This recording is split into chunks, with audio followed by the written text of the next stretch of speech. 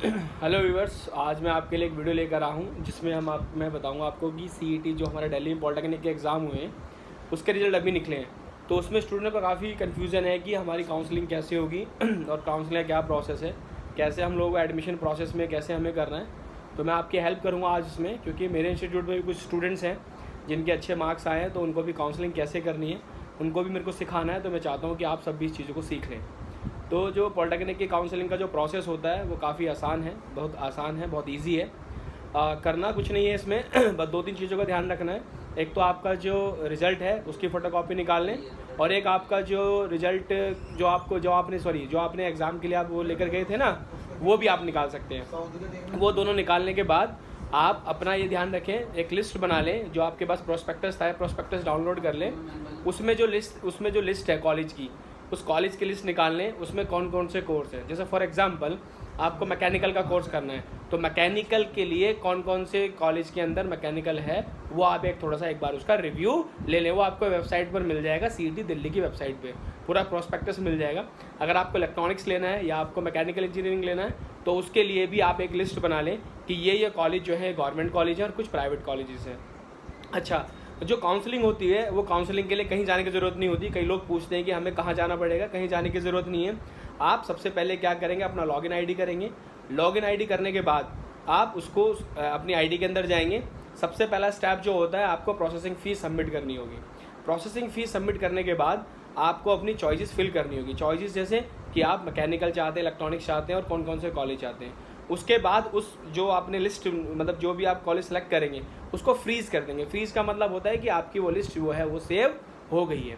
तो जो पहली काउंसलिंग स्टार्ट होगी वो मेरे ख्याल से 15 जून से स्टार्ट है। 19 तक वो चलेगी, 4 दिन तक वो चलेगी। उसके बाद 21 तारीख को उसका रिजल्ट आएगा।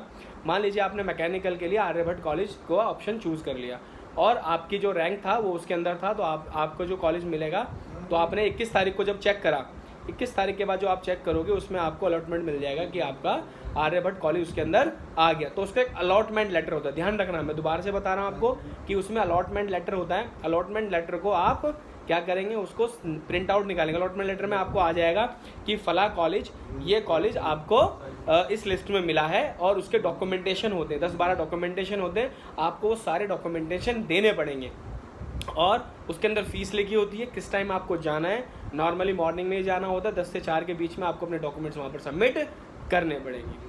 तो ये चीज़ें मैं इसलिए समझा रहा हूँ आपको कि आप गलती ना कर दें, क्योंकि साल में एक बार एग्ज़ाम होता है, बड़ी मेहनत से स्टूडेंट्स करते हैं, उसके बाद उनको इन्फॉर्मेशन नहीं मिलती है। मैं आपको ये सारी चीज़ें अभी प्रैक्टिकल भी दिखाऊंगा, आप इस वीडियो को कंटिन्यू देखते रहें।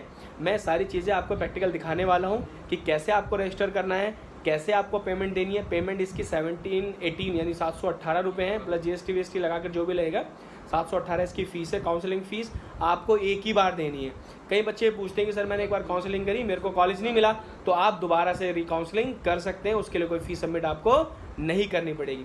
और जब आप फ़ीस पेमेंट करें तो उसकी पेमेंट रिसीव आप अपने पास रख लें। इन चीज़ों का ध्यान रखें जिससे कि आपको फ्यूचर में कोई दिक्कत ना हो। तो ये सारी चीज़ें हैं, मैं आपको सब चीज़ें भी प्रैक्टिकल करके दिखाता हूँ। आप इस वीडियो को कंटिन्यू देखते रहें।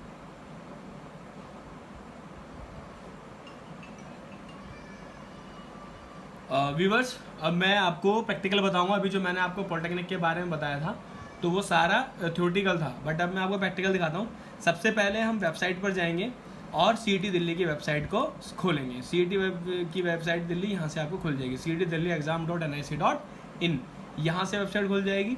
यहाँ पर आप जाएंगे सीईटी रिजल्ट में। सबसे पहले आप अपने स्टूडेंट्स का, अपने बच्चे का या किसी का भी यहाँ से क्या देखेंगे, रिजल्ट देखने के लिए यहाँ से सीईटी रिजल्ट है, इस पर क्लिक करेंगे।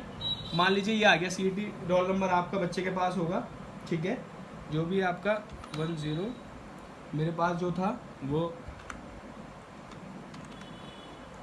और उसका एप्लीकेशन नंबर डालेंगे, क्योंकि ये आपकी काउंसलिंग के टाइम पर भी ये चीज़ें मांगी जाती हैं। तो इसीलिए इसका भी प्रिंट आउट बहुत ज़रूरी है कि आपको इसका प्रिंट आउट निकाल कर रखना पड़ेगा, क्योंकि अगला प्रोसेस इसी के बाद होगा। जैसे ये बच्चा आया है तो इसका जो रैंक देखिए, इसका टेस्ट 1 था। टेस्ट 3 तरह, 2 भी होते हैं, 3 या 4 या 5, मतलब टेस्ट होते हैं, टेस्ट का नंबर होता है, बट हम टेस्ट 1 की बात कर रहे हैं यहाँ पर। तो यहाँ पर इसका रैंक कितना आया है, 13,116। मैं एक एग्जाम्पल के तौर पर बता रहा हूँ। यहाँ पर रैंक आया है 13,116। और यहाँ देखो रिमार्क्स में क्या लिखा हुआ है, क्वालिफाइड फॉर काउंसलिंग। ये देखो यहाँ पर लिखा हुआ है ना क्वालिफाइड फॉर काउंसलिंग, कहीं बच्चों का ये आता है कि क्वालिफाइड नहीं है, क्वालिफाइड नहीं है तो यहाँ पर आप नहीं करेंगे, ठीक है। तो ये आपका रैंक आ गया, यानी कि आप क्वालिफाई हैं किसके लिए, क्या कहते हैं, काउंसलिंग के लिए। तो ये देखिए इसके नीचे यहाँ से इसको प्रिंट करेंगे, प्रिंट करने के बाद इसका प्रिंट अपने पास एक रख लेंगे, क्योंकि ये आपको चाहिए होगा जब आप काउंसलिंग के लिए, जब आप एडमिशन के लिए कॉलेज में जाएंगे, ठीक है। इसका प्रिंट निकाल के रख लेंगे। आगे चलते हैं, यहाँ से आपकी क्या होगी, पे प्रोसेसिंग फ़ीस। यहाँ से आप क्या करेंगे, फ़ीस प्रोसेस करेंगे। जब आप काउंसलिंग की फ़ीस पे कर देंगे, काउंसलिंग की फ़ी पे करने के बाद जैसे हमने पे प्रोसेसिंग फ़ीस करी, अब रजिस्टर्ड न्यू कैंडिडेट, मतलब आप यहाँ से आप क्या करेंगे, रजिस्टर्ड करेंगे। यहाँ पर उसकी फुल डिटेल डालेंगे कि उसका टेस्ट नंबर कौन सा था, ठीक है, उसका क्या कहते हैं रोल नंबर क्या था, जैसे यहाँ पर रोल नंबर ये है, प्लस सीटी एप्लीकेशन नंबर जो भी उस बच्चे का था 7022। यहाँ उसकी डेट ऑफ बर्थ डालेंगे, डेट ऑफ बर्थ जो उस बच्चे की थी। ये चीज़ें बड़े ध्यान से डालिएगा, क्योंकि इसी पर रजिस्टर्ड होगा, बाद में फिर ये चेंज नहीं होता है। ये यहाँ से हम इसका OTP यहाँ से डाल देंगे, ठीक है। टेस्ट नंबर, रोल नंबर, उसका एप्लीकेशन नंबर, उसकी डेट ऑफ बर्थ और ये जो इसमें कैप्चा कोड आता है, ठीक है। नेक्स्ट करेंगे, ओके। ये आगे मूव फॉरवर्ड आगे, तो ये नया फॉर्म खुल गया। इसके अंदर मेल कैटेगरी जो भी जनरल है दिल्ली, ठीक है। और ये अलग से कैटेगरी होती है, जैसे आप NCC कैंडिडेट हो या आप DP में हो, मतलब अलग अलग फिजिकल हैंडीकैप है, ये सब सारी कैटेगरीज वगैरह आपके पास है तो आप इसको डाल सकते हैं। NCC आपके पास नहीं है तो आप इसमें नहीं डालेंगे, ठीक है। पर्सनल कैटेगरी कोई अलग से कैटेगरी है तो आप जैसे जम्मू कश्मीर वाले स्टूडेंट्स के लिए अलग होती है, उनके लिए अलग, तो ऐसा अगर आप करना चाहते हो तो इसमें आप नेक्स्ट कर देंगे, ठीक है। आप समझ रहे हैं बात। ये इन्होंने टेस्ट एज लिमिट बता रखी है कि इस एज लिमिट में आप इसमें फॉर्म भर सकते हैं, ठीक है। OBC सर्टिफिकेट अगर आपका है तो OBC सर्टिफिकेट आपको इसमें सबमिट करना पड़ेगा। इस तरीके से सारे सर्टिफिकेट के बारे में इन्होंने बता रखा है। देख रहे हैं ना आप व्यूवर्स, सब चीज़ें बड़े ध्यान से करना है आपको। उसे नेक्स्ट करने के बाद, वहाँ से फिल करने के बाद आपके पास ये मेन्यू खुल जाएगा, मतलब ये वाला स्क्रीन आ जाएगा। तो यहाँ पर 10th आप अगर पास है, पास नहीं है, फेल में तो आप आगे बढ़ ही नहीं सकते। तो आपके पास ग्रेडिंग सिस्टम आया था या मार्क्स सिस्टम आया था, आपको उनमें से दोनों वो एंटर करने हैं, ठीक है। जैसे हमारे यहाँ, ठीक है ना, तो जो भी आपका सिस्टम है उससे आप यहाँ क्या करेंगे, नेक्स्ट कर दें।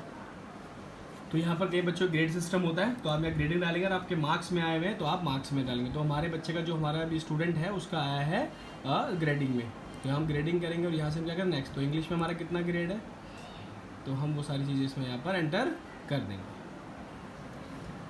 तो जिस स्टूडेंट का हम फॉर्म भर रहे हैं उसका जो ग्रेडिंग है वो सब में क्या है, इसमें C1 है, मैथ में भी C1 है और इसमें भी C1 है, ठीक है। अगर आपके मार्क्स होते तो उतने आप 100 में से जितने मार्क्स हैं वो आते हैं, अगर वो वाली स्क्रीन आती है, ठीक है ना। तो पास ग्रेडिंग से हम यहाँ से हम क्या करेंगे, नेक्स्ट कर देंगे। नेक्स्ट करने के बाद आपको बैंक की डिटेल चाहिए, सारी बैंक की डिटेल आपको यहाँ भरनी पड़ेगी, ठीक है ना, क्योंकि उसमें आपका जो भी आगे डिटेल आएगी वो बैंक के थ्रू आएगी, ओके। यहाँ बैंक डिटेल देखिए, मैंने कोई बैंक डिटेल डालने के बाद यहाँ पर आप अपने फुल बैंक डिटेल डाल देंगे। इसलिए होता है अगर मान लीजिए आपको कोई रिफंड आता है, कुछ आता है, तो वो यहाँ पर आप एंट्री कर देंगे। यहाँ से फाइल चूज़ करेंगे, मैंने बैंक का जो कैंसिल चेक है उसको यहाँ पर स्कैन किया हुआ है, यहाँ से ओपन करके इसको अपलोड कर देंगे और यहाँ से हम नेक्स्ट कर देंगे। अब आगे इन्फॉर्मेशन आप कहेंगे जिसमें आपको अपना एड्रेस वेड्रेस ये सब सारी डिटेल इसमें एंटर करनी है, तो आप इसको एंटर कर देंगे जिससे कि आपका ये फॉर्म कंप्लीट उस पर प्रोसेस पर पहुँच जाए, ठीक है व्यूवर्स। कोई दिक्कत है तो आप हमें कमेंट्स और वो कर सकते हैं, हम आपकी हेल्प ऐसे भी करेंगे, ओके। देखिए व्यूवर्स, ये सारी हमने एड्रेस फिलअप करा, अच्छे से एड्रेस फिलअप ध्यान से करना है, कोई गलती नहीं करनी है। फ़ोन नंबर, इस पर आपके मैसेजेस आएंगे। यहाँ पासवर्ड आप बना सकते हैं अपने हिसाब से, जैसे मैंने इसका पासवर्ड बनाया है और निशांत 123 @ तो @ वगैरह यूज़ कर लेते हैं जिससे कि पासवर्ड सिक्योर रहता है आपका, ठीक है। यहाँ से हम जो प्रोसेस करेंगे, यहाँ से हम करेंगे नेक्स्ट प्रोसेस करने के बाद ये आपको पूरा फॉर्म आ जाएगा दोबारा से रिव्यू करने के लिए। अगर आपको ऐसा लगता है कि आपने कोई इन्फॉर्मेशन गलत डाल दिया या आपको लगता है कि इन्फॉर्मेशन चेंज करनी है, तो आप यहाँ पर आकर इसको चेंज कर सकते हैं। आपका सारा एड्रेस वगैरह सब इसमें एंटर हो चुका है, ठीक है ना व्यूवर्स। मतलब अब इसके बाद अगर आप इसको ओके कर दोगे तो इसके बाद ये चेंज नहीं होगा, इस चीज़ का ध्यान रखना है। क्योंकि अगर आपको एडिट करना है तो आप पहले एडिट कर सकते हैं, सारी इन्फॉर्मेशन आप एक बार चेक कर लें, जो आपने एंट्री करी है वो सही है गलत है वो सब एक बार आप चेक कर लें, ठीक है ना। तो ये सारी चीज़ें आपकी डिटेल्स में एंटर हो गई, ठीक है। अब कंफर्म करना है तो मैं यहाँ से इसको कंफर्म कर दूँ, okay sure yes I want to confirm. ये बच्चे का आ गया है, निशांत का सारा ये सारा डिटेल यहाँ पर कंफर्म हो गया है, ठीक है ना। ठीक है ना। देखिए सब आपकी सारी डिटेल जो वहाँ दिखाई दे रही थी आपके फॉर्म में आ गए। इसको आप प्रिंट कर सकते हैं, इसलिए प्रिंट करने की आपके मैंने सेव भी कर लिया इसको,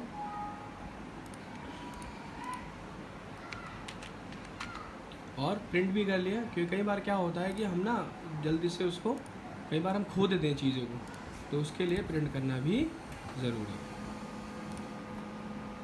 ठीक है व्यूअर्स, ये हमारा पूरा स्टेटस यहाँ पर हो गया, यानी कि हमारा फीस पेमेंट के बाद रजिस्ट्रेशन हो गया। अब हम कहाँ जाएंगे, सीट के चॉइसेस के पास। देखिए रजिस्ट्रेशन डिटेल हो गई, अब हम कहाँ जाएंगे, फिल चॉइस। यहाँ पहुँचेंगे हम फिल चॉइस पर, ये आपका डेटा देखिए खुल गया ना।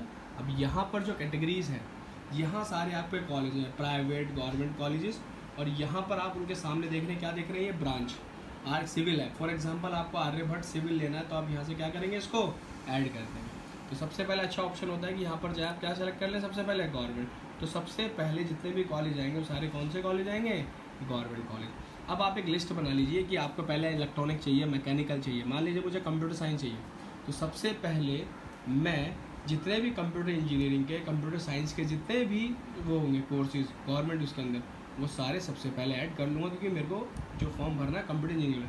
तो देखिए आर्यभट्ट कॉलेज गवर्नमेंट है, तो मैंने यहाँ सबसे पहले आर्यभट्ट कॉलेज को यहाँ से क्या करा, ऐड करा। देखिए मेरी इस लिस्ट में आ गया ना, देखिए आर्यभट्ट कॉलेज। तो इसका बड़ा ध्यान रखना है कि जो साइड आपको सबसे पहले चाहिए, कई बार बच्चे गलती से काउंसलिंग करते हैं, उनको नहीं समझ में आता है, तो यहाँ पर आपको बड़े ध्यान से करना है। मुझको कंप्यूटर इंजीनियरिंग चाहिए, तो मैं जितने भी कंप्यूटर इंजीनियरिंग के होंगे सारे सब्जेक्ट चूज़ करूँगा। दूसरी बात ये देखिए इसमें क्या लिखा हुआ है, मॉर्निंग शिफ्ट। तो अच्छा करेगी मॉर्निंग शिफ्ट कर ले, दोनों की वैल्यू बराबर होती है, लेकिन आपको ध्यान रखना है कि आप मॉर्निंग शिफ्ट कर रहे हैं या इवनिंग शिफ्ट। यहाँ पर आफ्टरनून शिफ्ट है, देखिए सॉरी ये रहा, तो मैं सबसे पहले कौन से करूँगा, मॉर्निंग शिफ्ट वाले जितने भी मेरे हो जाए। ये रहा गुरु नानक देव, तो मैंने यहाँ पर ऐड कर दिया। यहाँ से जैसे ऐड करूँगा यहाँ पर ये ऐड हो जाएगा। आप डिलीट करना चाहते हो, आपको लगा गलत हो गया, तो यहाँ से आप इसको डिलीट कर सकते हो। तो पूरी लिस्ट आप यहाँ से तैयार कर सकते हैं, ठीक है। अब देखिए मैं सबसे पहले कंप्यूटर इंजीनियरिंग वाले देख रहा हूँ, ये है ये, तो इसको भी मैं यहाँ से ऐड कर दूँ। ये देखिए यहाँ पर ये ऐड हो गया, ठीक है। और कोई भी कंप्यूटर इंजीनियरिंग का तो लिस्ट में देख लूँगा। इसके बाद मैं फिर इवनिंग कॉलेज वाला एंटर करूँगा कि चलो भाई इवनिंग में मुझे कॉलेज मिल जाए। ये देखिए कंप्यूटर हो गया।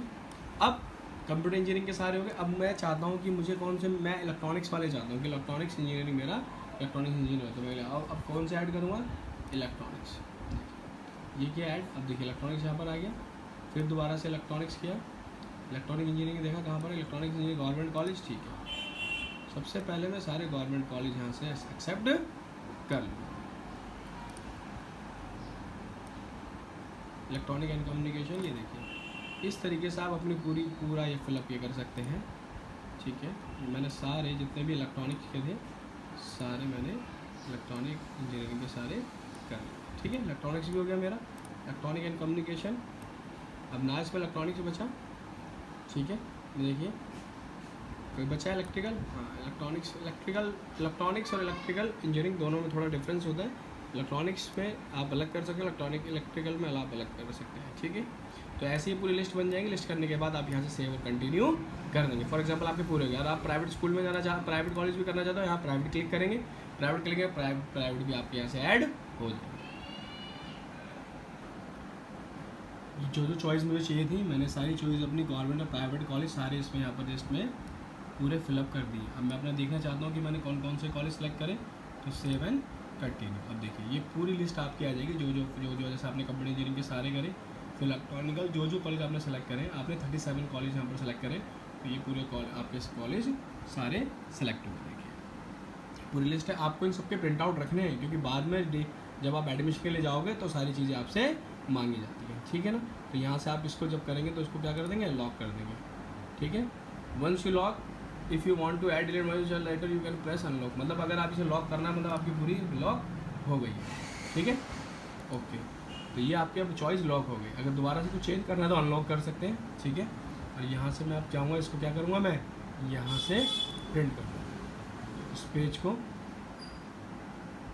प्रिंट करने के बाद साथ साथ अपने सिस्टम में सेव भी कर लूँगा। सेव करना मैंने बताया था आपको इसलिए ज़रूरी होता है कि सेव करने से आपके पास डेटा सेव रहता है। मान लीजिए प्रिंट आउट आपने निकाला और आपको दिक्कत होगी बाद में, तो आप अपने सिस्टम से वापस को निकाल सकते हैं, ठीक है। अब ये आपका लॉक हो गया।